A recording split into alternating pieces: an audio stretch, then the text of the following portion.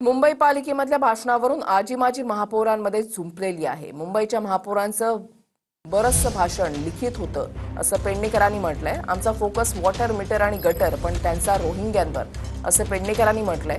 तर वाचाल हे बाबासाहेबांनी सांगितलं आहे असं रितू तावडे यांनी म्हटलंय। मी न वाचता ही भाषण केलं असतं, पण महापौर म्हणून मुंबईकर लक्ष देऊन होते। रितू तावडेंनी पेडणेकरांना या शब्दात उत्तर दिलंय।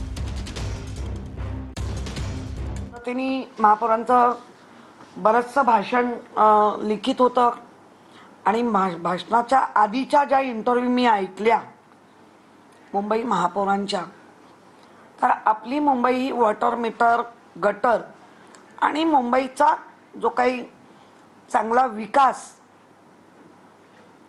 त्याच्यावर जास्त आपला फोकस असतो।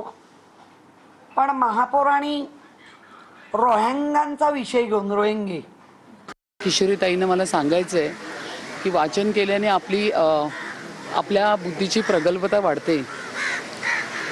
रितू तावडे ही बिना न वाचताही करू शकते, परंतु हे महापौर पदाचं भाषण होतं।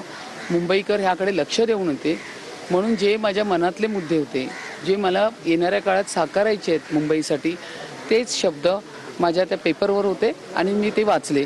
बाबासाहेबांनी सांगितले वाचाल तर वाचाल, ते मी घेऊन पुढे चाललेले।